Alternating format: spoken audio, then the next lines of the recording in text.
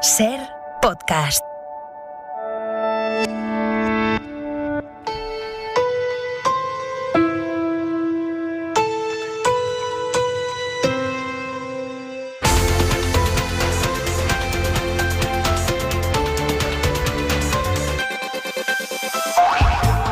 La España luminosa ha vuelto hoy a ampliar derechos. No todo es negro en este país que hoy se ha convertido en el quinto del mundo en reconocer el derecho a la muerte digna y a la eutanasia para quien lo solicite teniendo una enfermedad incurable e irreversible. Lo cubrirá la sanidad pública.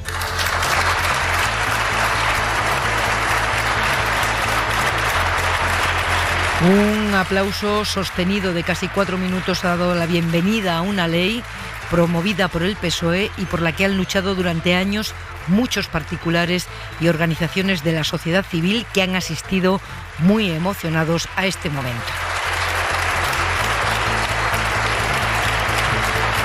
La ley se ha aprobado con 202 votos a favor y 141 en contra de PP y Vox, básicamente. Y mientras el Congreso aprobaba la eutanasia, en Murcia se confirmaba que el PP y los tránsfugas de Ciudadanos negocian con la extrema derecha su posible entrada en el gobierno regional. Negocian que los ultras tengan la Consejería de Educación para imponer el veto parental, pero tranquilos, que dice Casado. Hoy aquí, en Murcia, empieza la reconstrucción del centro derecha. El centro derecha reinicia camino negociando gobiernos con los ultras. De aquí a que lleguen al centro hemos acabado con los gases de efecto invernadero. Dice la derecha que lo que se libra el 4 de mayo en Madrid es la batalla de la libertad. Pero deberían añadir libertad sí, menos la libertad de elegir morir dignamente, menos la libertad de pedir que no te maten por ser mujer, menos la libertad de elegir emigrar, menos la libertad de presentar una moción de censura. Tendrían que empezar por explicar a qué le llaman libertad. Pepa Bueno. En la cadena SER, hora 25. Hoy jueves en la mesa del análisis continúa desde las 9 Pablo Simón, politólogo, profesor de la Universidad Carlos III. Hola de nuevo. Hola, ¿qué tal? Isabel Morillo, periodista del Confidencial. Buenas noches. Hola, buenas noches. Y Miguel Sebastián, profesor de Análisis Económico de la Universidad Complutense de Madrid. Muy buenas noches. Buenas noches, Pepa. Y por si quedaba alguna duda de que las elecciones de Madrid se juegan en clave nacional, Ciudadanos sacrifica a Ignacio Aguado y opta por Edmundo Val, su actual portavoz en el Congreso, como candidato a presidente de la Comunidad madrileña. El día en 2 minutos, Aimar. Esa apuesta por Val como última bala política del partido llega después de un nuevo día de dimisiones en Ciudadanos, en el Congreso, en el Senado, dimisiones en goteo incesante, que es la estrategia que más duele, y esas renuncias han provocado ya que el partido se quede sin grupo propio en la Cámara Alta. Y eso, además del golpe político que supone con una pérdida sustancial de visibilidad parlamentaria, les va a hacer perder 342.000 euros públicos al año cuando las arcas del partido estaban ya tiritando. España volverá a vacunar con AstraZeneca la semana que viene, después de que la Agencia Europea del Medicamento haya confirmado esta tarde que la vacuna es segura. Así que Sanidad y las comunidades volverán a suministrarla a partir del miércoles. ¿Por qué el miércoles? Porque también el Consejo, por unanimidad, ha acordado que durante este fin de semana se reúna la ponencia de vacunas, también la Comisión de Salud Pública y también contar con el asesoramiento de la sociedad científica para que tomen la decisión de sobre qué colectivos empezar la vacunación de AstraZeneca. La Junta de Andalucía ha reconocido hoy que se han detectado en esa comunidad varios casos, todavía no nos concretan cuántos, de una nueva cepa del virus con mayor capacidad de transmisión. Es una mutación que hasta ahora solo se había detectado en Uganda y algún caso muy aislado en Reino Unido. Jesús Aguirre, consejero andaluz de salud. Aumenta la transmisión, tiene mayor capacidad de transmisión, no tenemos claro que tenga mayor capacidad de virulencia, pero ya nos va llamando a poner en manos hospitales perfectamente coordinados y además a nivel desde el punto de vista tecnológico para secuenciar todas las cepas que tenemos y lo que nos pueda llegar. Y a nivel nacional, por segundo día, repunta un poco la incidencia en España, sube a 128 casos por 100.000 habitantes en 2 semanas. Empieza a dibujarse en Europa lo que parece una nueva ola de restricción dans les territoires les plus El primer ministro francés acaba de anunciar restricciones muy duras, cierra cualquier comercio no esencial y confina en casa durante un mes a la población de zonas en las que vive un tercio del país, incluida la capital, París. Solo se va a poder salir de casa para trabajar o para ir al cole. En España, la ministra de Hacienda, María Jesús Montero, ha reconocido en la SER esta mañana en Hoy por Hoy que las ayudas directas a empresas y autónomos no llegarán probablemente hasta el verano. Todavía el decreto ley ni siquiera se ha aprobado, así que en el plazo de un mes yo creo que las comunidades autónomas podrán empezar a hacer las convocatorias y espero que durante el verano se puedan recibir esas ayudas. Le contesta José Luis Izú, el presidente de los hosteleros españoles. Hablar de que va a ser a lo largo del verano, pues esto es pues llevarlo a un terreno que es muy posible que sea para muchas imposible aguantar de ninguna manera, porque es que se necesita como el oxígeno para respirar. Y Vladimir Putin ha contestado hoy a Joe Biden, que ayer le llamó asesino.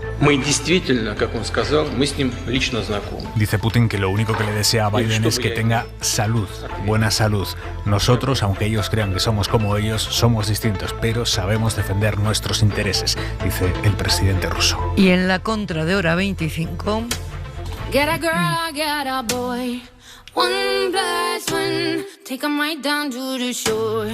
1+1, give your all and give some more. 1+1, let the music free your soul.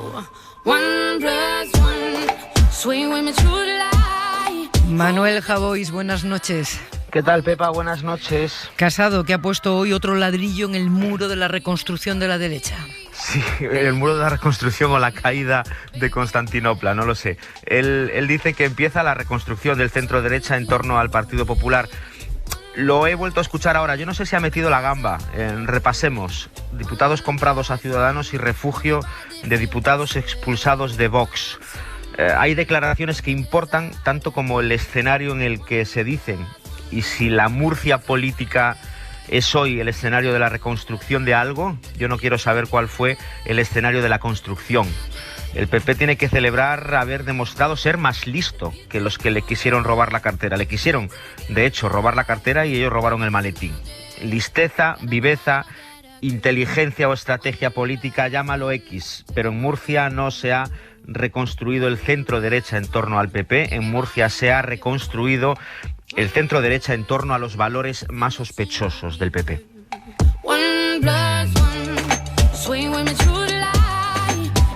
Un beso, Javois, hasta mañana. Hasta mañana, un beso, Pepa.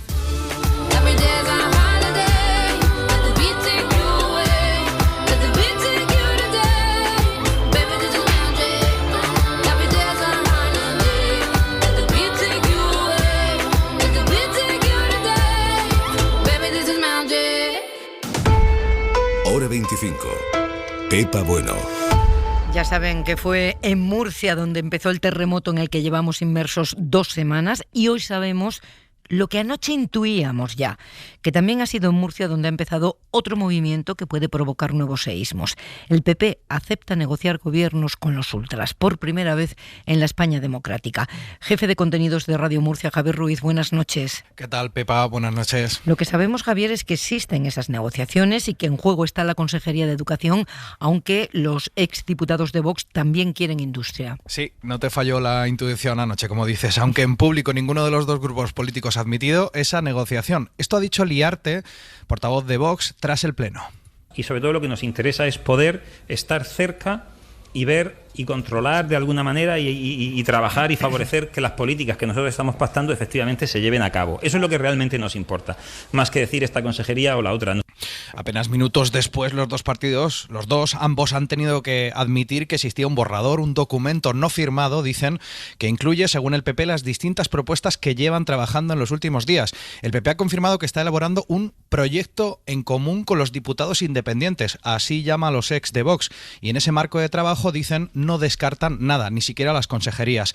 El punto más destacado de este borrador es la diputada Mabel Campuzano, una de las parlamentarias del grupo de Liarte, que se convertiría convertiría en la consejera de Educación y Cultura de Murcia, ni más ni menos, la responsable de miles de docentes y de la aplicación de la gran bandera de Vox en Murcia, el PIN parental o veto de los padres a las charlas en los colegios que consideren contrarias a sus valores. Ese borrador del pacto también incluye que la diputada Campuzano sea consejera hasta el final de la legislatura y que si fuera sustituida tendría que ser reemplazada por alguno de los otros dos diputados que se llaman de Vox Libre, Liarte o Carrera. El borrador, por cierto, Pepa, incluye también que López Miras no adelante las elecciones y a cambio los diputados votarán una reforma importante para él, la de limitación de mandatos al presidente, lo que le permitiría volver a presentarse. ¿Y quiénes son estos diputados, Javier? Porque nos referimos a ellos como exdiputados de Vox, diputados díscolos de Vox, pero por lo que nos contáis no rompieron por motivos ideológicos. Ellos mantienen el ideario de los de Abascal. Sí que lo mantienen. Fueron expulsados del partido por despedir a un trabajador del grupo parlamentario, al contrario de lo que les decían sus jefes, y por retirar las cuentas, el acceso a las cuentas bancarias del grupo a dirigentes nacionales del partido de Abascal. Un asunto técnico, un asunto de organización. No parece que su ideología haya variado mucho. Te pongo algunos ejemplos. Francisco Carrera, en 7 Televisión, con varias declaraciones sonadas. PSOE y Podemos están dispuestos al asesinato masivo de bebés. Llamó conejos a los hijos de las madres solteras. Y una más, dijo que existen ideologías que hacen un lío en el cerebro a los jóvenes. En el caso de Liarte, sus declaraciones más ultras las hizo contra la ahora fiscal general del Estado, que cuando siendo ministra dijo que Vox no defendía la Constitución, levantó las iras del partido de Abascal.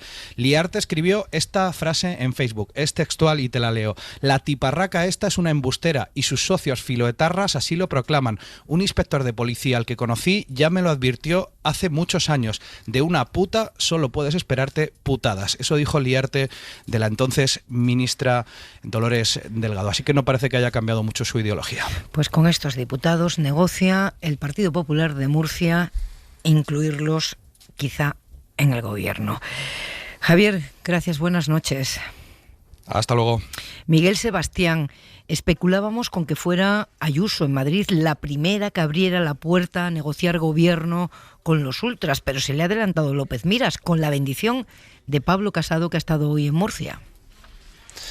Sí, pero bueno, con una diferencia, y es que López Miras ha sentido, digamos, el aliento de la moción de censura en el cogote y probablemente no le haya quedado más remedio, y en cambio lo de Ayuso ha sido un capricho, porque los propios de Ciudadanos le avisaron de que no iba a haber moción de censura apoyada por ellos en Madrid, y por tanto el adelantamiento de las elecciones en plena pandemia ha sido estrictamente un capricho de Ayuso, que además le va a llevar a tener muy probablemente que pactar con Vox, ¿no? O sea que yo creo que no va a ser una buena jugada a largo plazo para el PP tampoco, ¿no?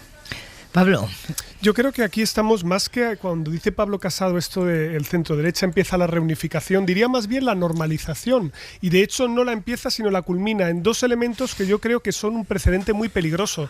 El primero es la relación con el transfugismo. Es decir, así como en la época de Tamayo y Sáez se veía de manera muy clara que cualquier relación con el transfugismo era algo que tenía que quedar fuera del espacio político, en este contexto se ha normalizado sin ningún tipo de problema. ¿Por qué ha abortado una moción de censura? Se ha empleado, por lo tanto, el componente reactivo para normalizar el que uno se pueda apoyar en tránsfugas de Ciudadanos y también de Vox para poder gobernar, cuando lo más democrático y lo decente, dada la situación en la comunidad de la región de Murcia ahora, sería convocar elecciones. Porque cuando un partido está roto y no tienes una mayoría parlamentaria de estas características, ahí sí, lo justo sería devolver la pelota a los murcianos y que ellos voten sabiendo con qué programa se presenta y qué apoyos daría cada partido para formar gobierno. Claro, pero no se podría presentar López Miras. Ay, claro, ya nos acercamos entonces aquí de la cuestión, que pasa por el segundo componente también, que es que estamos hablando de que el proceso de integración de Vox como un partido más con el cual se puede pactar gobiernos, y ya no pactarlos, sino incorporarlos en gobiernos, que es un elemento cualitativamente importante, ya nos está antecediendo las consecuencias que tiene la destrucción de Ciudadanos. Hubo mucha gente que dijo, no, Ciudadanos está en el bloque de la derecha y siempre lo va a estar, y es de... ¿Vale? Ciudadanos tomó esa decisión, pero también lo empujaron allí. El resultado es que ahora vamos a un bibloquismo en el que el Partido Popular ya solo va a poder gobernar apoyado en Vox. Y el Partido Popular no va a renunciar a gobernar.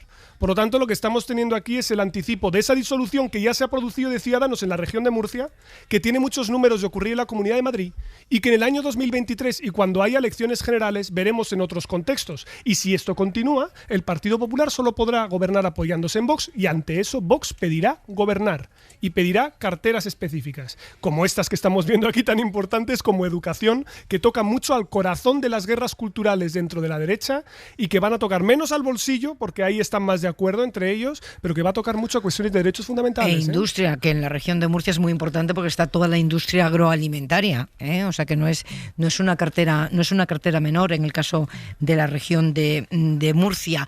Isabel Morillo, tú has estado además esta semana en un meeting rueda de prensa de Vox. Sí, ese nuevo formato que tan cómodo es para que los periodistas trabajemos entre gritos, abucheos e insultos.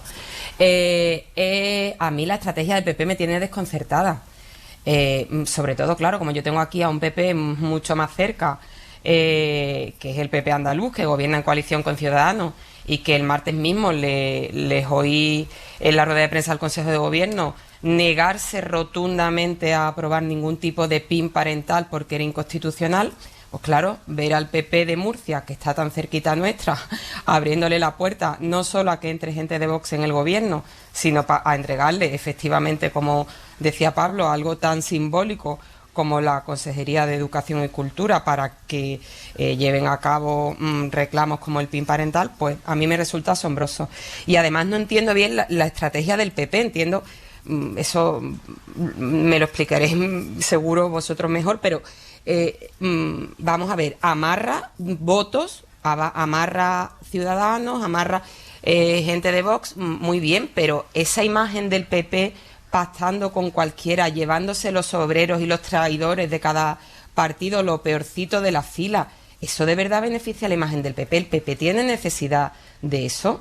¿Tan desesperado está el PP como para eso?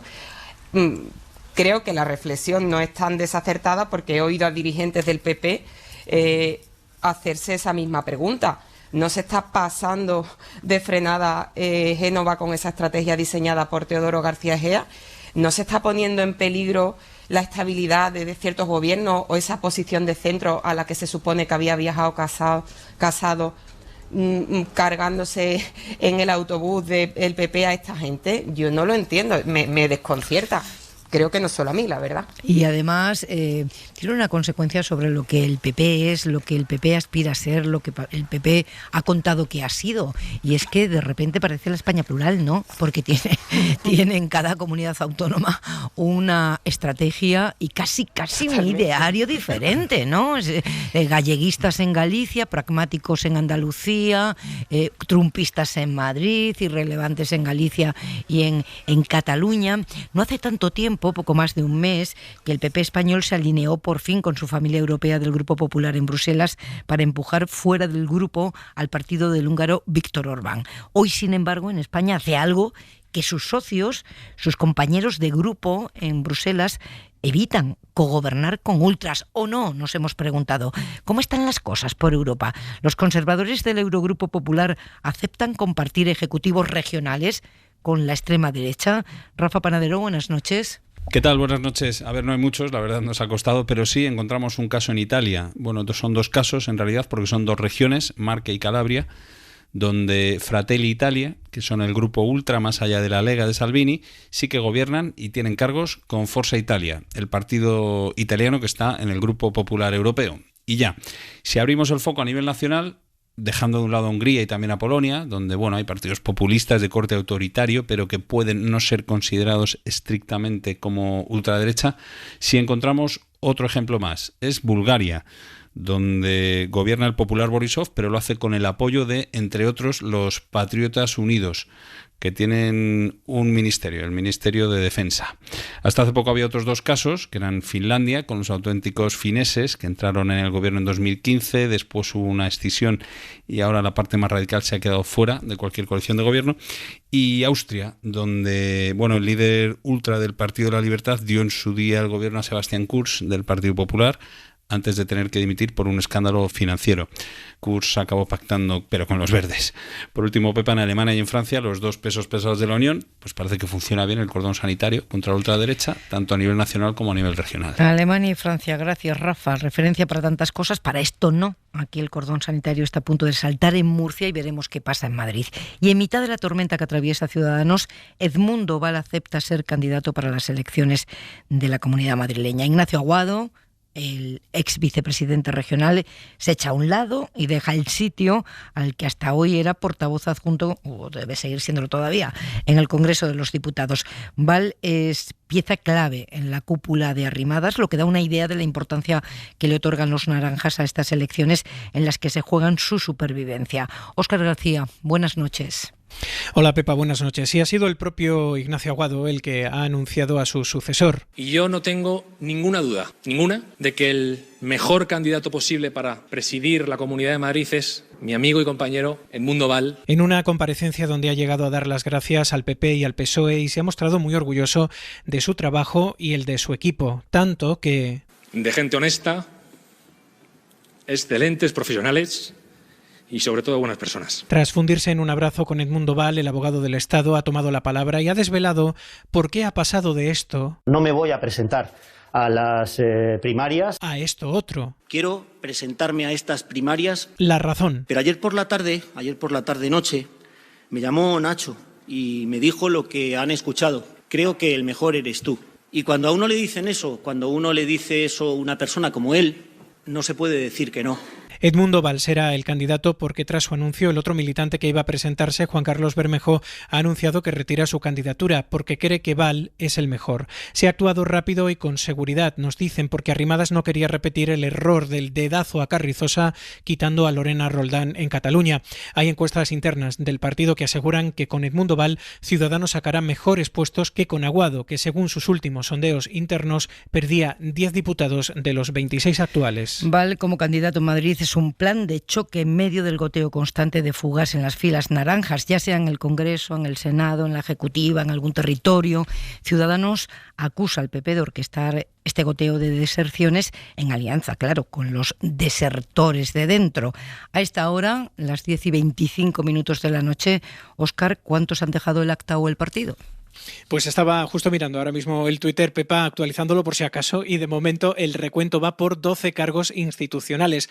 Empezamos por Murcia. La primera fue Isabel Franco, expulsada. Yo firmé esa moción por lealtad y por disciplina con mi partido. Como también fueron expulsados Valle Miguélez. En Ciudadanos estamos convencidos de que el futuro económico de y el tercer tránsfuga, Francisco Álvarez. Dejemos ya el pim pam pum. Esto fue el pasado viernes. El goteo siguió y el sábado por la noche... Esto no ha sido ninguna negociación, la verdad. Esto es simplemente... Fran Hervías dijo que dejaba el partido, el acta de senador y también que se pasaba al PP. El partido es una muleta del sanchismo. Lunes por la mañana se celebra la ejecutiva de Ciudadanos y de pronto sale Toni Cantó. Yo quiero acabar diciendo que obviamente dimito.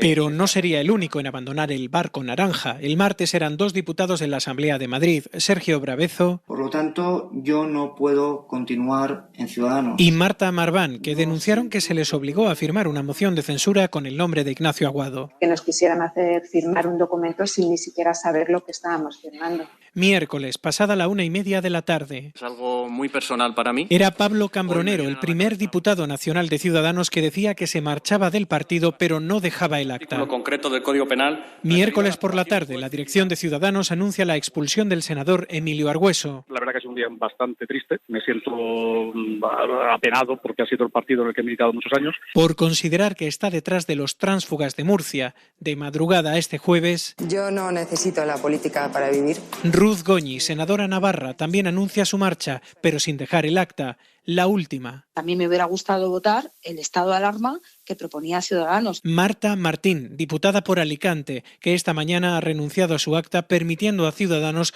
mantener al menos 9 diputados en el Congreso. En total, a esta hora, 12 cargos institucionales de peso han dejado el partido.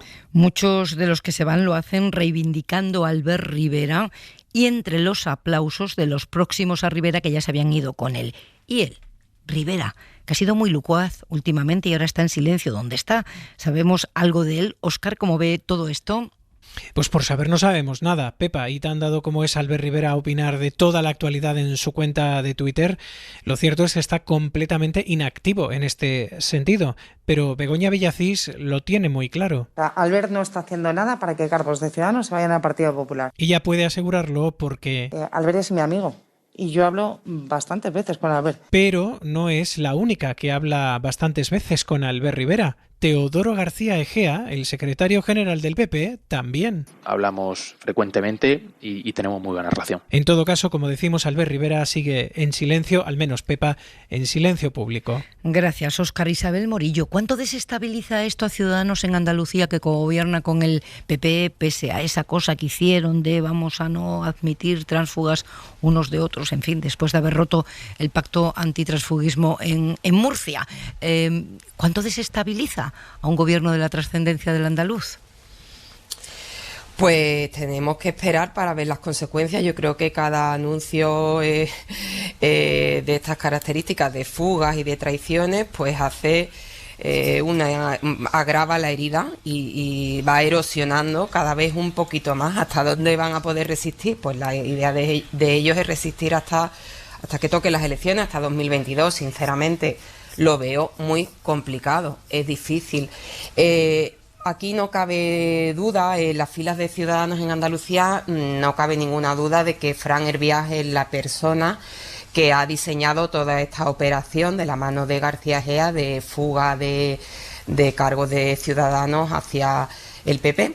De hecho, tengo que confesar que por el mes de diciembre, que ahora lo digo y me dan ganas de chocarme contra una pared, hubo un dirigente de Ciudadanos que me contó literalmente lo que está ocurriendo, que Hervías ya era senador por la Comunidad Autónoma de Andalucía, ya sabéis que tenía mucho poder territorial en Andalucía, él capitaneaba a los críticos frente a Juan Marín y él siguió haciendo y deshaciendo pese a que salió de la ejecutiva de Arrimadas. Arrimadas le obligó a Marín a designarlo senador por la Comunidad Autónoma y después obligó a colocar a su mujer como adjunta al defensor del pueblo. Él se garantizó poder seguir maniobrando y él era aquí una persona referente de todos los que no estaban cómodos con Juan Marín, que le reprochaban a Marín que había en un desayuno público con Albert Rivera, Rivera estaba de público, Marín dijo aquello por primera vez de que estaría interesante una fusión electoral con el PP,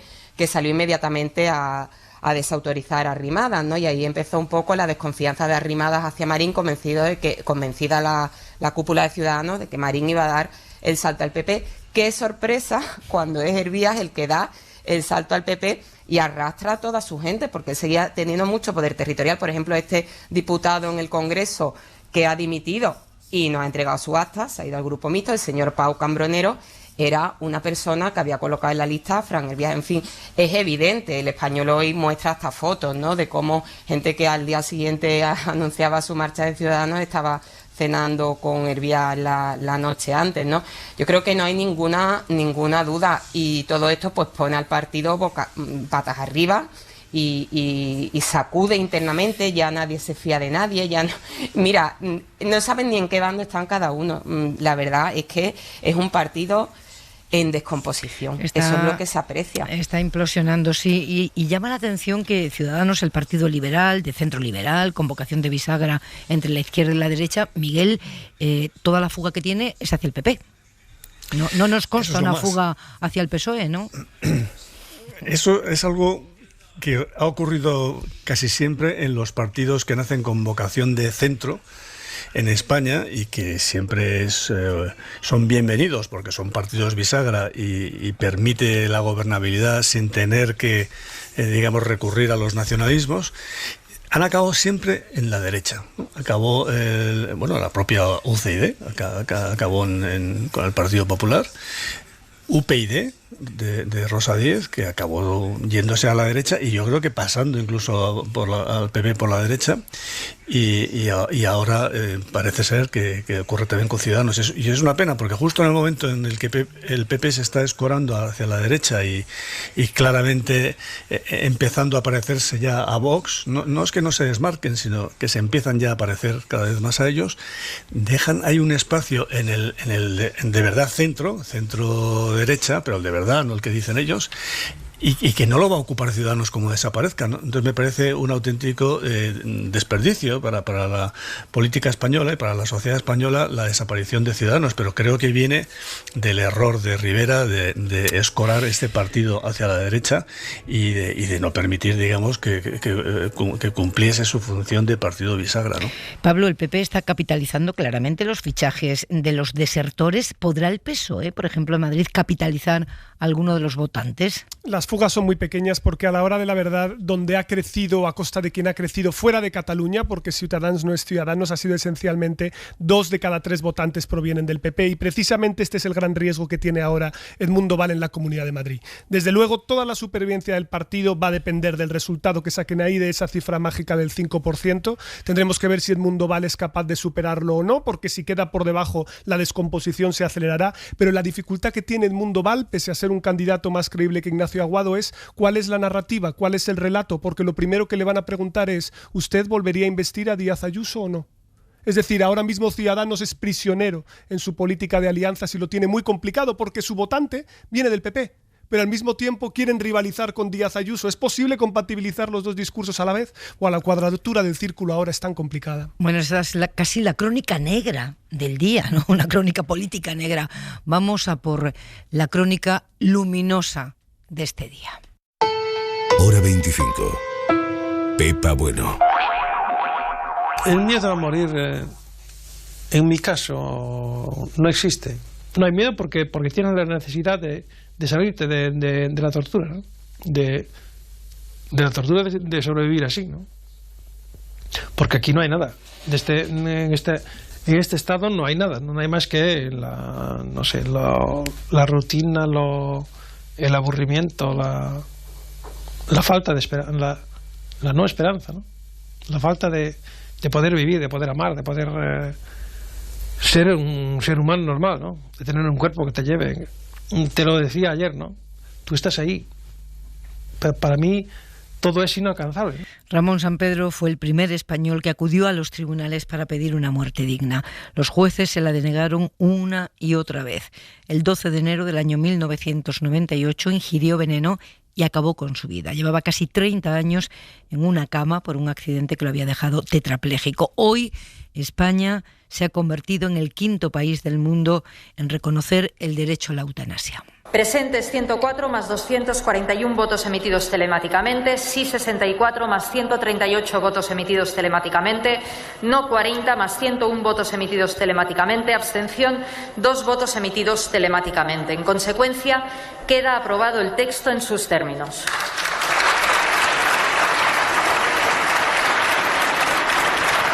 Y así, aplausos hasta casi 4 minutos. María Luisa Carcedo es la responsable de Sanidad de la Ejecutiva Federal del PSOE, impulsora y ponente de esta ley. Muy buenas noches. Hola, buenas noches. Además de exministra de Sanidad, enhorabuena. Pues muchísimas gracias. Y sobre todo hoy es el día de las personas que tanto sufrieron o de sus familiares que tanto empujaron por esta ley y que hoy ven ya la luz al final de todo este trayecto durante décadas de pelear por este derecho. ¿Está satisfecha con la votación? Porque son 202 votos a favor, es una mayoría amplia, amplísima. Sí, bueno, se repitió un poco menos, pero en el anterior paso por el Congreso, cuando se votó ya la ley antes de remitirla al Senado, y bueno, pues es un porcentaje parecido. Sabemos que vota en contra la derecha y la extrema derecha, y el resto del arco parlamentario mayoritariamente a favor. O sea, quiere decir que es una mayoría considerable de las Cortes Generales, porque esa misma mayoría también se repitió en el Senado. Por tanto, pues bueno, es un motivo de satisfacción, porque no salga la ley ahí justita, ¿no? ¿no? Para un asunto tan central, tan capital, claro, tan importante y delicado como este. Se crea un nuevo derecho que profundiza en la libertad individual.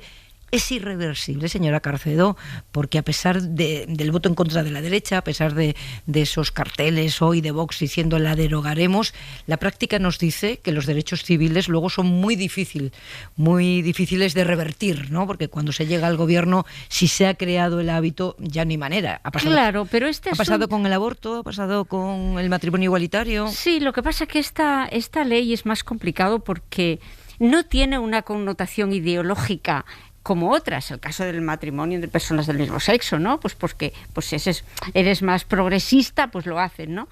Pero en este caso no está ligado el derecho a convicciones, está ligado a la condición humana, y la condición humana en momentos de enorme sufrimiento, no solamente para la persona que sufre, para los familiares, para el entorno. Y ver pasivamente, sin compadecerte, sin empatizar con ella, que esté sufriendo y que esté esperando la muerte, sin poder aliviarla, sin poder hacer nada, esa impotencia. Por tanto, es una ley mucho más transversal, más vinculada a lo que somos como seres humanos, ¿no? Y también las encuestas nos lo demuestran. Es más querida la regulación por las personas no creyentes, por las ateas, pero también incluso los católicos practicantes, en torno a un 56% están a favor. Por tanto, es mucho más transversal y no se puede encajar tanto en la adscripción ideológica de las personas, ¿no? Vox anuncia que la va a llevar al Tribunal Constitucional, y hace unos días el Constitucional portugués tumbó la ley de eutanasia en Portugal. ¿Le preocupa? Bueno, no la tumbó exactamente. Lo que dice la sentencia portuguesa es que hay que definir mejor los supuestos que pueden ser objeto de eutanasia o circunstancias de las personas que pueden solicitar la ayuda para morir. En nuestra ley hemos sido extremadamente cautelosos y ha habido muchísimo debate en algunos de los supuestos. Pero hemos mantenido una definición clara por dos razones fundamentales. Una, por cuestión de seguridad jurídica, y otra porque cuando llega la persona, hace la solicitud, el médico responsable que tiene que iniciar el procedimiento tiene que decidir si sí o si no, y si el supuesto está bien definido, es mucho más fácil. Y tampoco pues te adentras en variabilidades que puedes cometer errores, ¿no? Por tanto, dos razones, las jurídicas, de seguridad jurídica, y la razón médica, que aconsejan que esas definiciones estén muy claras. Por tanto, esto fue un tema que, a pesar de ser controvertido y de haber sido objeto de mucho debate, tanto en el Congreso como en el Senado, pues nos hemos mantenido firmes en una definición muy precisa para dar mucha más seguridad y no dejarla en el plano de estas dos incertidumbres. Habrá que repetir una vez más que no se le impone a nadie, ¿no? Y que nadie puede imponérsela a un tercero. Es decir, que esto es una decisión personalísima que toma y pide quien quiere acabar con su vida. Exactamente. O sea, la ley es escrupulosamente garantista para asegurarse de que la decisión es exclusivamente de la persona que se encuentra en esa circunstancia. Y a lo largo de todo el proceso así se hace. Y no hay posibilidades de delegación en nadie, ni en familiares cercanos, ni lejanos, ni representantes jurídicos, ni legales, ni de ninguna clase. Tiene que ser la persona, o bien con la solicitud, cuando la persona está consciente, o bien activando un testamento vital donde quede con claridad, dicho por la persona en el momento que hace ese testamento vital, en qué momento de su pérdida de la consciencia se puede activar ese testamento vital. No hay más vías. Una duda que me surgió leyendo el texto de la ley. ¿Qué pasa cuando una persona se encuentra en esa situación de no vida, aunque esté todavía palpitando su corazón, de una manera sobrevenida, cuando no has dejado testamento vital y tienes un accidente de tráfico, por ejemplo, y te encuentras ahí atrapado? No puedes decir no quiero seguir viviendo así, pero no tienes testamento vital. ¿Qué pasa en ese caso? Pues no se puede hacer nada. Es uno de los ejemplos que pongo siempre para aconsejar a que todo el mundo se haga testamento vital. No pasa nada, lo tienes ahí. ¿Por qué? Pues porque si te diagnostican una demencia, que sabes que tiene un proceso evolutivo y que estás en un tránsito ahí, que estás consciente y lo puedes hacer, se te advierte y lo puedes hacer, pero puedes tener un accidente, y ante un accidente y quedarte inconsciente no puedes hacer nada, no se puede hacer nada. Por tanto, hay que recomendar, una vez ahora ya aprobada la ley, pues que las personas que tengan esa inquietud o que no quieran seguir viviendo en circunstancias de vegetal, que hagan el testamento vital y lo tengan ahí por seguridad. Porque en ningún caso tu familia va a poder tomar esa decisión por ti. Jamás, Nadie. jamás. Si tu familia puede activar el testamento vital, si tu familia sabe que hiciste un testamento vital, y bueno, pues en la historia clínica estará, la historia electrónica, pero los familiares pueden decir, no, mi familiar tiene un testamento vital, actívenlo, por favor, y apliquen en qué momento se le puede realizar la prestación. O incluso la ley, a lo largo de la tramitación, se incorporó que el médico que trata a esa persona, si esa persona no tiene familiares cercanos que lo sepan, y ese médico, si sabe que su paciente tiene el testamento vital y se encuentra en esta circunstancia, puede solicitar la activación de ese testamento vital. Pero hasta ahí, stop. Ya, los periodistas solemos utilizar como sinónimo suicidio asistido, pero le he escuchado decir a usted, no es exactamente suicidio asistido. ¿Cuál es la diferencia? A ver, matiz. No hay diferencia, es ayudar a una persona a morir, claro, en definitiva. La ley no distingue, porque eutanasia lo engloba todo. Podemos decir que la ley tiene dos modalidades de administrar el producto para la sustancia que provoque la muerte de la persona, ¿no? Puede ser que se le suministre un personal de enfermería o el equipo sanitario, en definitiva, o puede ser que la persona prefiera ingerírselo él, ¿no? Y pueda, ¿no? Tenga una mano que le permita hacerlo. Claro, sí, no, pero bueno, sí. Todo eso se define el equipo médico y el equipo sanitario y, en fin. Si la persona solicita esta segunda opción, tiene que hacerse en presencia del equipo sanitario. No puede prescribirle una sustancia, llevárselo para su casa y tomárselo cuando le dé la gana. No, esta ley es muy garantista para eso. En todo caso, sea una fórmula u otra, tiene que hacerse en presencia del equipo sanitario y asegurarse de que se hace correctamente y de que hasta que la persona fallece tienen que estar presentes. Por tanto, la diferencia entre suicidio, si esto lo llamamos suicidio asistido, pero no hay otras fórmulas. Eso de prescribir una sustancia y que se lo lleve para su casa y que se lo tome cuando quiera, es que eso no encaja en el concepto de la ley, que la ley dice que es un dolor insoportable, una situación de una enfermedad grave o un padecimiento grave y acompañado de un gran sufrimiento. Eso es la base. Si te lo llevas para casa y te lo tomas o no te lo tomas, pues eso ya, las razones o las situaciones que son el desencadenante de la prestación se caerían. María Luisa Carcedo, usted es médica, lleva toda la vida en la sanidad de una manera o de otra, en la gestión sanitaria, o sea, una vida dedicada a curar, a salvar vida, a evitar sufrimiento. ¿Qué piensa cuando escucha decir esas barbaridades que se dicen a propósito de esta ley, de asesinos? ¿Qué piensa? Pues dolor y rabia, porque toda la vida, pues eso, dedicándote a mejorar el sistema sanitario, la universalidad, la calidad, y gracias a todas estas medidas, la medicina moderna, pero también el sistema sanitario universal, las mejoras de bienestar, hemos logrado en los últimos 100 años incrementar 50 años la esperanza de vida. Hemos pasado de una media de 37 años de vida, que estábamos casi como en el Neolítico, a 87 más o menos ahora.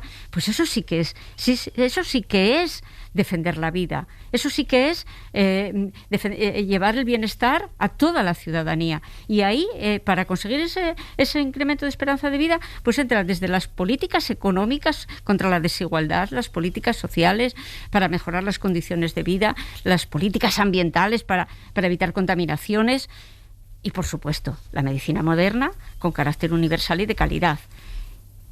Que te digan ahora, después de pelear contra viento y marea por la reforma sanitaria, por montar en este país el Sistema Nacional de Salud, que fue durísimo, ahora está aquí, pero los años 80 y 90 fueron durísimos, los que estuvimos ahí a pie de obra.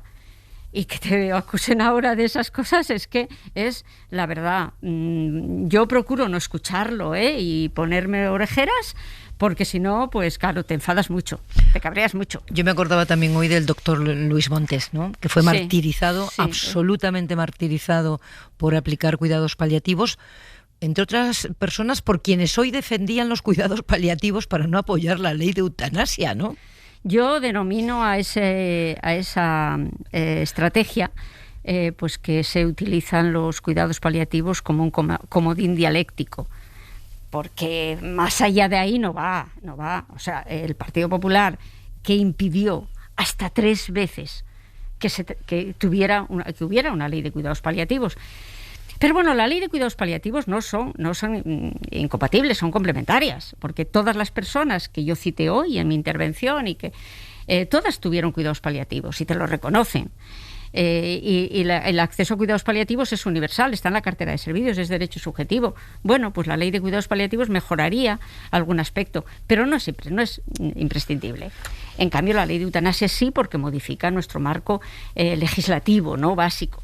Entonces, bueno, en definitiva, que si se quisieran buenos cuidados paliativos, pues no se habría hecho los recortes económicos, no se habría retirado la universalidad, en fin, habría mucho que hablar aquí. Y sobre todo, cuando hay 3 leyes que tú impides que se tramiten, en fin, hay que tener mucho valor, subir a la tribuna a defender esto. Hay que tener mucho valor. La voy a invitar a escuchar una entrevista muy especial que hemos grabado justo antes de empezar este programa. Ramona Maneiro es la mujer que ayudó a Ramón Sampedro a cumplir con su voluntad, morir después de llevar casi 30 años postrado en una cama.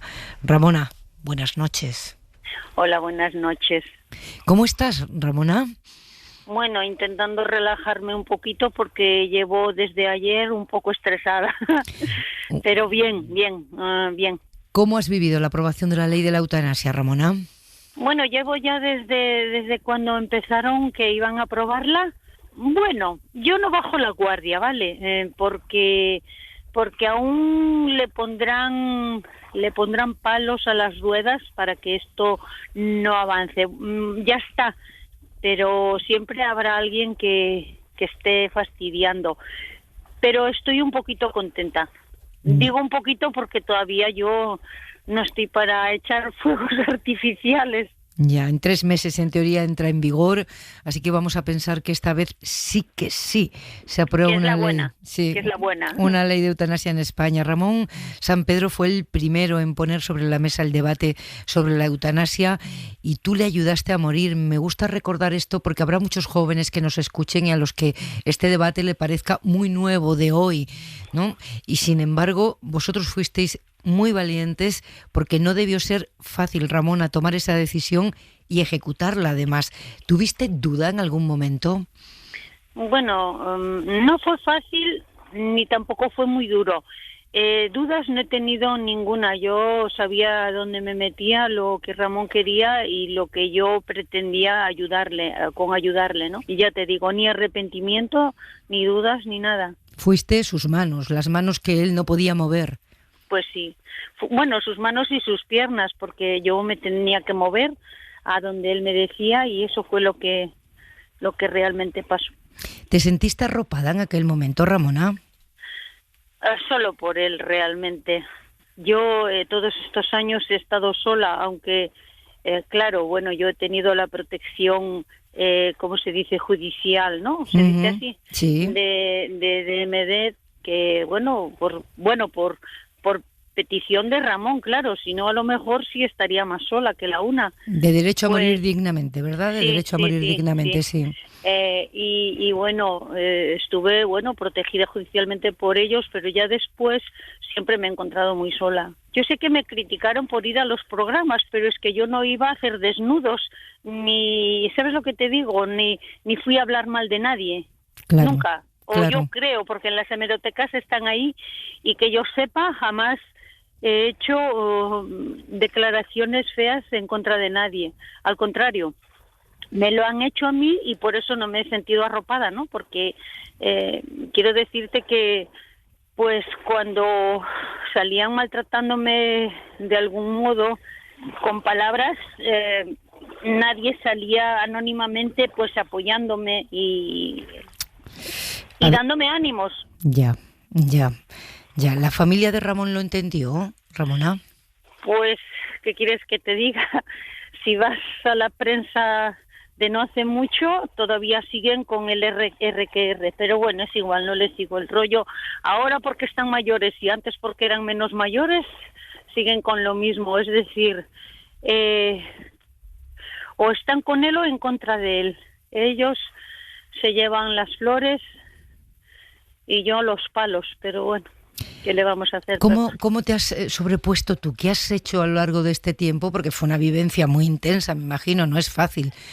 Pese a esa naturalidad con la que tú hablabas y describías la verdad desnuda de alguien que quiere morir y no puede, no era fácil hacerlo. Esa soledad social que has sufrido, esa soledad por parte de la familia de él, ¿cómo te has sobrepuesto tú, Ramona, para estar tan entera? ¿Cómo te escucho? Bueno, te puedo decir que la gente, la sociedad en general, se ha volcado en mí, inclusive gente que a lo mejor estaba en contra, después, al conocerme, te puedo decir que alucinaban, y eso, la gente que me apoyaba me daba muchos ánimos, y eso en parte fue muy importante. Luego yo soy muy peleona, tampoco estaba con la cabeza siempre en eso. Yo soy una persona muy normal, con unos hijos, unos nietos, una vida siempre ocupada, entonces tampoco pensaba mucho en eso, solo pues eso, cuando la cosa estaba arriba, ¿sabes? Cuando venía la prensa o así, eran esos días, esos momentos que estaba bum, bum, bum, pero nada más. Después los días yo siempre los he llevado bien, y los años y todo esto. ¿Qué le dirías a los que nos están escuchando ahora y puedan pensar que existe el riesgo de pedir la eutanasia sin haberlo meditado bien? Esto, la ley estaría ahí, está ahí para pedirla individualmente y cuando tú realmente la necesites. No creo que cualquier persona por capricho vaya a pedir la eutanasia, pues yo que sé a dónde se pida la eutanasia, ¿no? Que no, hay que dejar unos papeles hechos, muy claritos, legales, y luego cuando la necesites, porque a ver, si tú con tus manos puedes hacerlo, nadie hará falta que te ayude. Entonces, eso es para que alguien te ayude en el momento en que tú no puedas. Fíjate tú, digo la penúltima porque no sé si ha habido más casos, pero María José Carrasco, que con su marido Ángel, sí, fueron que yo sepa los últimos, y María José no podía hacerlo ella, y con su boca, con su voz, ella lo pedía y lo decía. ¿Sabes lo que te digo? Que todavía se le entendía lo que quería, pobrecita mía, y estaba sufriendo. La gente que ve eso, y esta gente de provida y que luchan por la vida, pararos a ayudar a gente que realmente lo necesita y quiere vivir y no tiene ayuda. Y María José pues no quería estar así, y bueno, ha tenido a su marido esos 30 años ahí con él, que ya es duro, y es triste ver eso. Entonces, María José necesitaba de esa mano, porque si ella lo pudiera hacer, a lo mejor lo haría antes. Yo no entiendo a la gente que está en contra, ¿no? Y miedo a nada. Tiene que ser legal y muy supervisado por gente que tenga cerebro, claro. Ramón Sampedro tuvo mala suerte en la vida, pero muy buena suerte de encontrarte, Ramona. Ha sido un placer hablar contigo esta noche. Un abrazo muy fuerte. Gracias a todos vosotros y que tengáis una buena noche y buenos días. Y levantarse con ansias, ánimos y a seguir luchando con estas cosas que pasan en la vida. Bueno, pues esa era la entrevista emocionante, escuchar a las personas. Son las 11, las 10 en Canarias. Emocionante, María Luisa Carcedo, escuchar a las personas que se han batido el cobre ahí en primera línea cuando hablar de esto era algo, en fin, muchísimo más difícil de lo que es ahora, ¿no? Evidentemente. Y bueno, los casos recientes, el caso de Ángel Hernández, que encima haya tenido que sufrir toda la acusación de violencia de género cuando dedicó 30 años de su vida por amor a su mujer, cuidándola con ese mimo, y ahora sufrir esta experiencia pues es terrorífico. Es que pues lo que yo decía al inicio es que hay que ponerse en lugar de estos seres humanos que están pasándose estas experiencias tan terroríficas por unos prejuicios y unos valores ideológicos y unas creencias de otros, no los suyos. Por eso decimos que este es un derecho civil. Voy a abrir una pequeñísima ronda de opinión, de reflexión, de pregunta. Pablo Simón. Muy rápido. Buenas noches, señora Carcedo. Una pregunta. El proceso de autorización tiene que pasar por diferentes etapas con varios comités de expertos que participen de él. A mí me gustaría saber, en perspectiva comparada con otros países que también tienen regulaciones parecidas, ¿nosotros somos más o menos garantistas? Quiero decir, ¿cuáles son esos controles adicionales que incorporamos las nosotros? Leyes que son similares a la nuestra tienen el proceso de consulta al médico responsable, una segunda opinión y ya. Aquí introdujimos de forma pionera un nuevo procedimiento, que es el que llamamos, no es exactamente un control ex ante, hay un control ex post de todos los casos, informes, etcétera, pero hay un proceso de verificación, que son 2 miembros de la Comisión de Garantías y Evaluación, que tiene que ser un profesional médico y un jurista, que analizan que todo el proceso es correcto, que se adecua con la ley, que se hizo correctamente, que el supuesto que se incorpora es adecuado, por eso el médico, y este proceso dura aproximadamente unos 11 días. Y eso se introdujo por recomendaciones de Naciones Unidas a otras leyes del Comité de Derechos Humanos, y esta es la primera ley que se hizo después de esas recomendaciones y que nuestra legislación la incorpora. Que también es ex ante. Es el proceso de verificación ex ante. Vale, ya está. Isabel Morillo. Señora Carcedo, enhorabuena, ante todo, porque creo que es una conquista de un derecho que muchos españoles le tendremos que agradecer a usted y a todo el Congreso que la ha aprobado. Hago mía una duda, una pregunta que me trasladó una médico de cuidados paliativos, una doctora que se llama María del Carmen Francisco, que lleva 27 años ayudando a morir con dignidad. Ella es de Jerez y estuvimos hablando mucho sobre la ley de eutanasia, desde el profundo respeto que ella tenía a esta ley, que respaldaba. Ella, sin embargo, decía que como médico de paliativo se veía incapaz de aplicar la eutanasia, una cosa que a mí me sorprendió porque, bueno, al final ella su trabajo es paliar el dolor, y ella me explicaba, yo trabajo para evitar el sufrimiento, pero siempre con la dosis mínima eficaz. Y ella tenía temor a la ignorancia o a que cuando ella llegara a una casa a partir de ahora, porque ella era de un equipo domiciliario, la gente no supiera que había 2 opciones, la eutanasia o el cuidado paliativo hasta que te llegue tu momento. A ese argumento, con mucha menos elegancia y con mucho menos conocimiento, se agarra la oposición, quienes se oponen a esta ley. Habla usted ya de esto, pero los cuidados paliativos, los médicos de cuidados paliativos pueden seguir trabajando, los españoles podemos seguir teniendo cuidados paliativos, y ojalá que se refuercen las medidas, pese a que esta ley de eutanasia se haya aprobado, ¿verdad?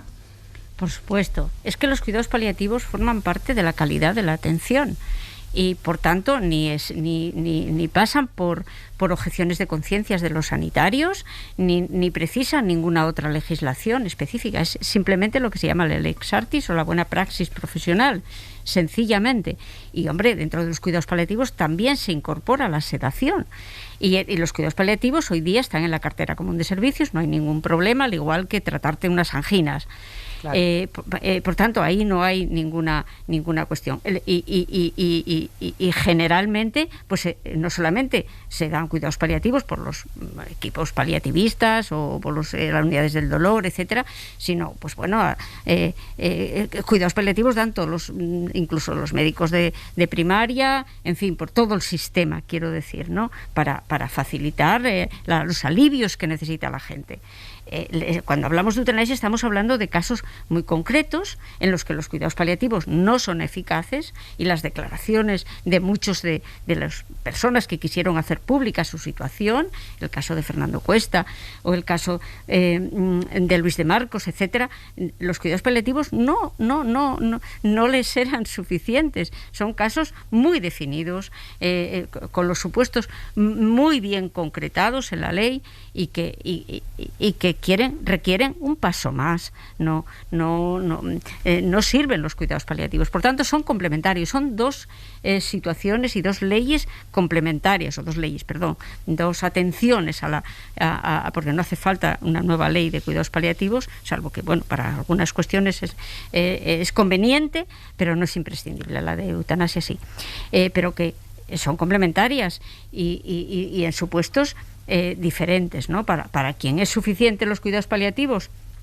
por supuesto, y además, en general, los cuidados paliativos se aplican a casos clínicos que son ya de muerte muy inminente. La cartera de servicios pone el límite de unos 6 meses, más o menos, ese entorno, ¿no?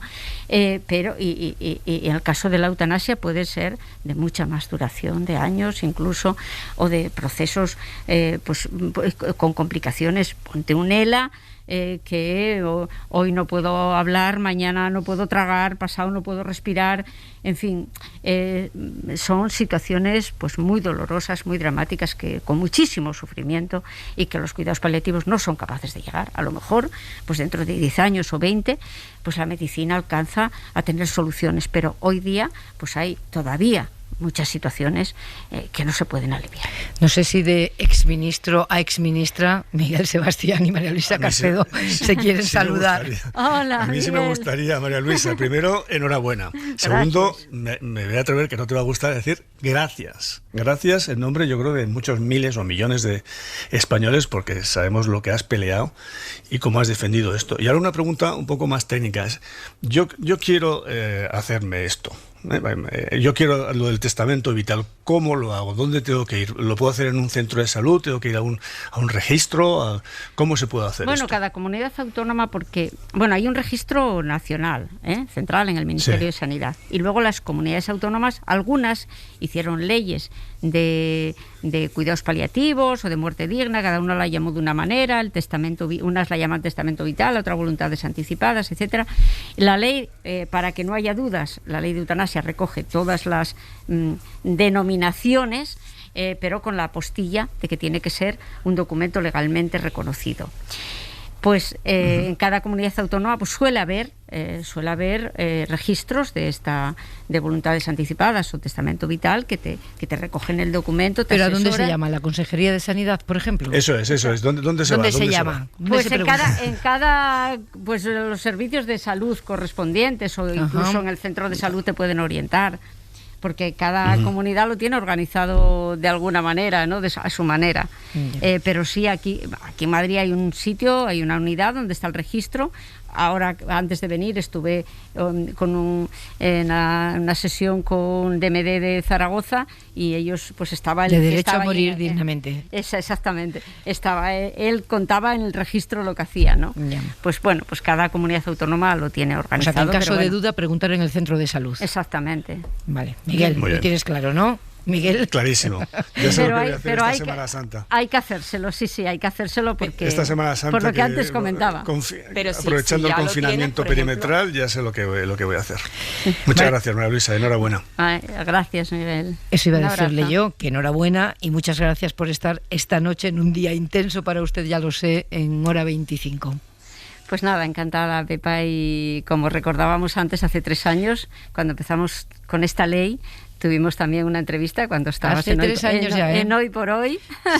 Sí, 3 años ahí. Y ya. Ahora ya finalizó el proceso. Hoy es el... Aunque esta mañana nos acusaban de que lo habíamos hecho así todo precipitado. Sí, 3 años ya. Desde el impulso de la ley, hoy por fin aprobada, en vigor dentro de 3 meses aproximadamente, se ha dicho a lo largo de la jornada. Gracias. Gracias a vosotros. Hora 25. Pepa Bueno.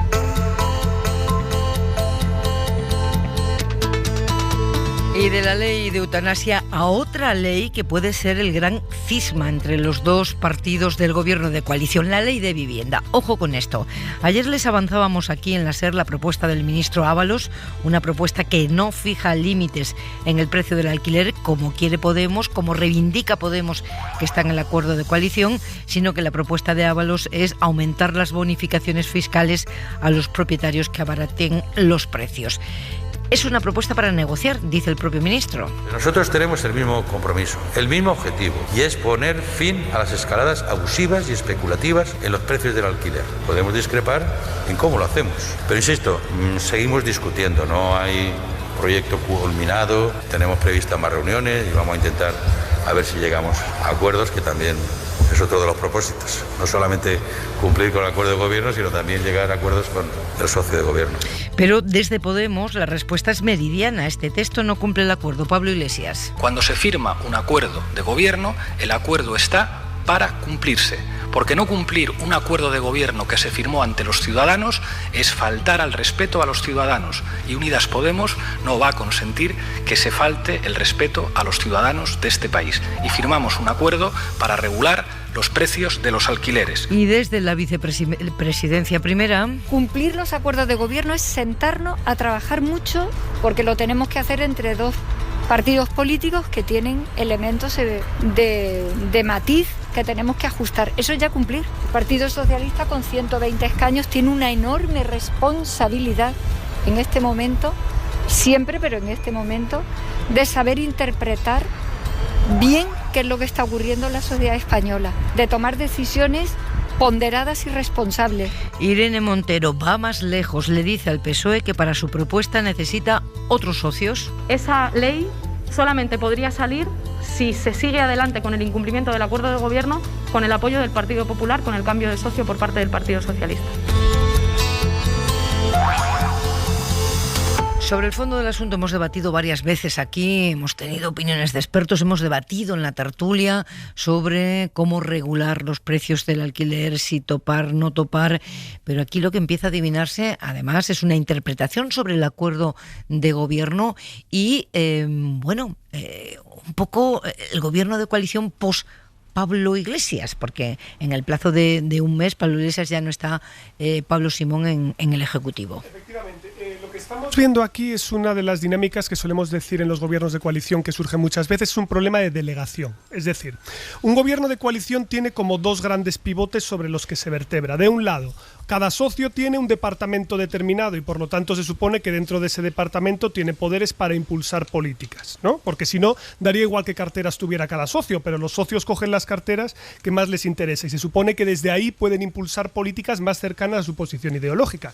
Pero hay un segundo pivote, que el segundo pivote es el acuerdo de gobierno, porque el acuerdo de gobierno, si su cumplimiento fuera perfecto, daría igual quién fuera el ministro de cada ramo, ¿no? Es decir, todos los socios compartirían la posición política. Y en ese interín, entre esos dos puntos, están todos los grises que estamos viendo ahora. ¿Y cuáles, creo yo, las dos dinámicas que estamos viendo que dificulta el que se busquen compromisos, que es una dinámica que se dan de siempre? Primero, no existe esa comisión, se supone, parlamentaria que iba a estar fiscalizando el cumplimiento del acuerdo, no se reúne y a la verdad todo el mundo se arroga el que está cumpliendo el acuerdo, pero claro, para eso hay que sentarse y hay que dialogarlo. Entonces, primer elemento fundamental, si el acuerdo no ha sido lo suficientemente explícito, negro sobre blanco, sobre cuál es la política concreta, hay que interpretarlo. Y si hay que interpretarlo, hay que reunirse y aclararlo. Y segundo elemento, este gobierno tiene una querencia estupenda, que es la de ganar las batallas internas por fuera.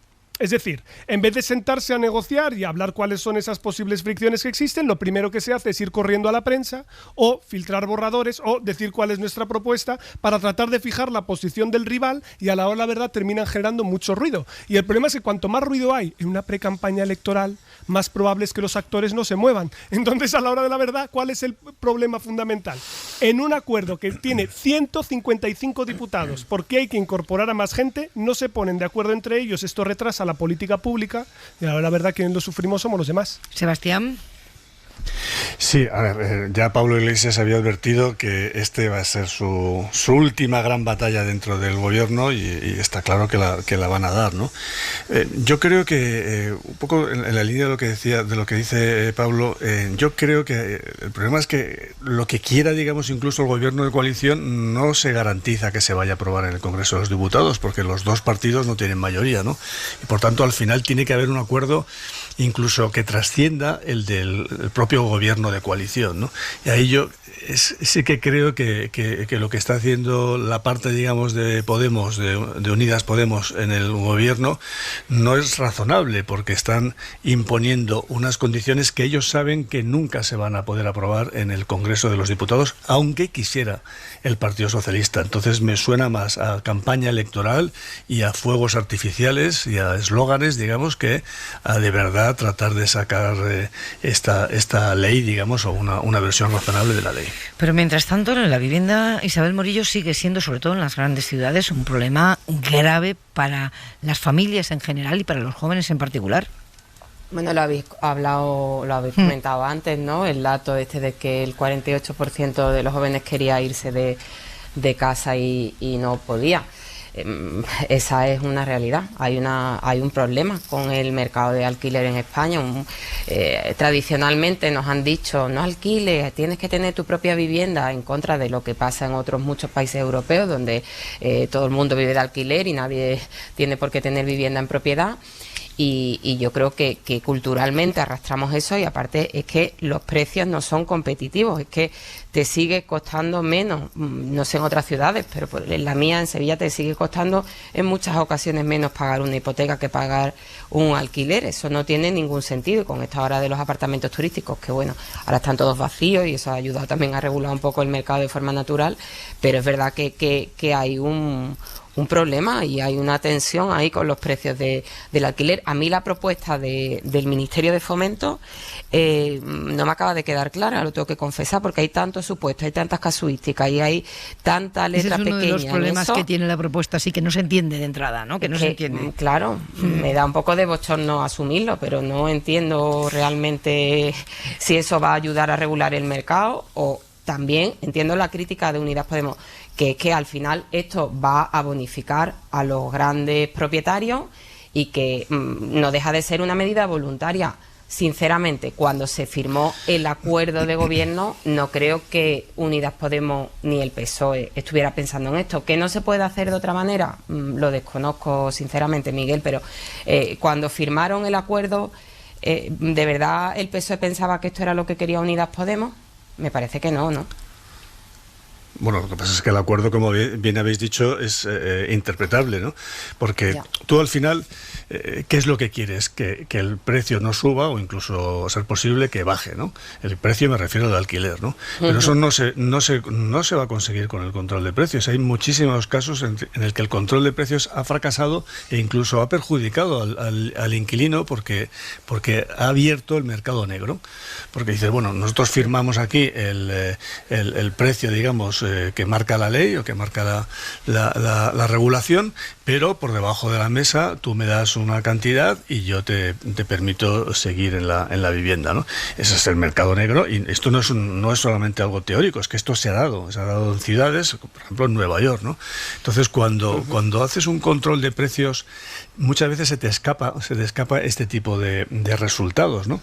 Y por eso me parece un buen intento, no digo que vaya a funcionar, es decir, vamos, en vez de hacer control de precios, a incentivar la oferta, es decir, que haya más oferta, porque si funciona bajará el precio, eso no hay duda. Pero lo que no entiendo, Miguel, si me permites, acláramelo, sí, porque tú eres economista y sabrás más. ¿Por qué recurrir a bonificaciones fiscales y no a impuestos sobre viviendas que no estén en circulación? Es decir, si decimos que muchos de los problemas que tiene nuestro sistema fiscal es que tiene un montón de desgravaciones, que lo hace muy complejo y que permite un montón de evasión por esa vía, o elusión fiscal, digámoslo así, ¿por qué no recurrir, por ejemplo, a impuestos sobre viviendas que no estén vacías para obligar a esos tenedores a ponerlas en circulación con alquiler? Bueno, porque en general utilizar los impuestos para hacer bajar un precio no es... Pero es para aumentar la oferta, ¿no? Pero es para aumentar la oferta. Bueno, para aumentar bueno, no sé si se aumenta la oferta simplemente poniendo un impuesto, ¿no?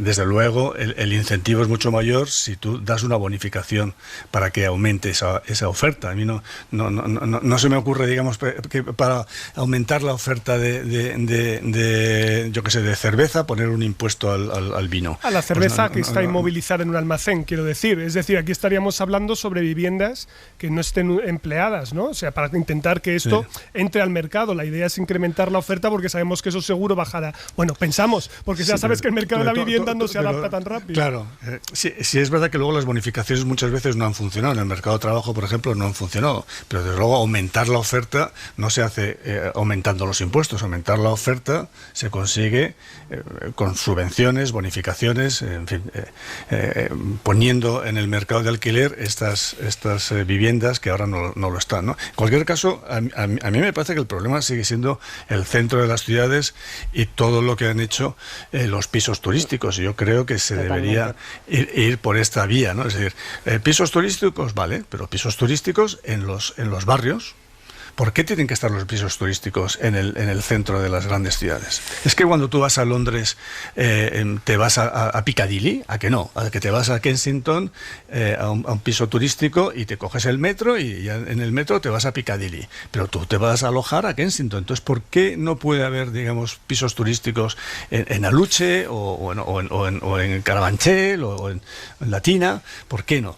Pues seguramente eso ayudará también a dinamizar esos distritos donde hay muy poco turismo, donde hay muy poco comercio, y eso ayudaría, ¿no? Yo iría más por esa vía que por la vía, digamos, de penalizar la oferta, ¿no? Y una pregunta adicional, que tampoco soy especialista en ese tema, ¿no? ¿Y reformar la VPO para que ya no sea en propiedad, sino también solo en alquiler? Es decir, que una parte del problema puede ser que no se reforma eso. 30 segundos, Miguel. Sí, no, yo creo que hay que buscar fórmulas en las cuales no se aumente el ladrillo, porque claro, a mí la solución clásica de hay que construir más. Señores, el precio es muy alto, hay que construir más. Esto ya lo hemos vivido, ese debate ya lo tuvimos a partir del año 99-2000. Tuvimos la burbuja inmobiliaria porque los precios habían subido mucho y había que construir más, y vaya si se construyó, ¿no? Yo todo lo que no sea empezar a construir por todas partes para bajar el precio de la vivienda me parece razonable, ¿no? Y sobre todo que la oferta vaya dirigida al alquiler, que es lo que nos hace falta en nuestro país, más alquiler y menos, digamos, vivienda en propiedad, ¿no? ¿Con qué nos vamos, Aimar? Pues reivindicándonos mínimamente. El Tribunal Supremo ha sentenciado hoy que Vox no tenía derecho a vetar a la cadena SER y a El País en la campaña de las últimas elecciones generales, como hizo. El Supremo confirma que Vox incumplió la ley al impedir que los periodistas de esta casa accedieran a sus actos electorales, lo que supuso un menoscabo de las garantías de transparencia y objetividad que deben ofrecer los procesos electorales. El alto tribunal le atribuye a Vox el haber hecho un tratamiento selectivo, discriminatorio, de aquellos medios de comunicación por razón de su propia actividad informativa y editorial, y le recuerda al Supremo a Vox que el derecho a la libertad de expresión y a comunicar o recibir libremente información veraz es uno de los pilares de una sociedad libre y democrática.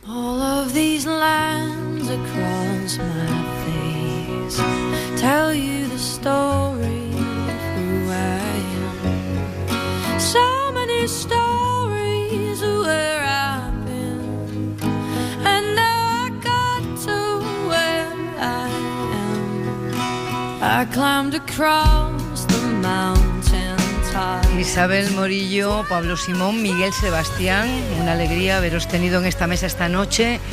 Buena semana. Un abrazo. Y a cuidarse.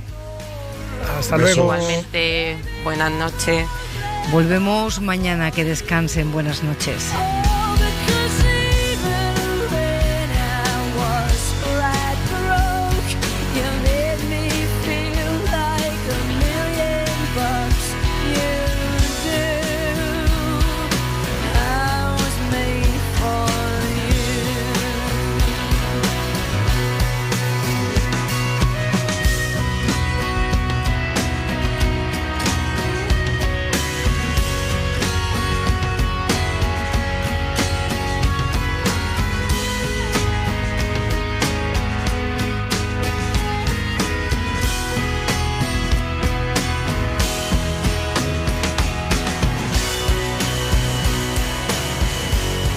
Suscríbete a Hora 25.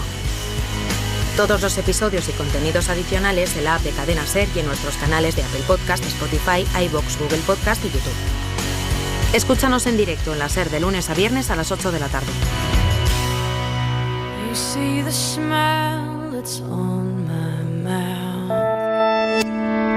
Cadena SER.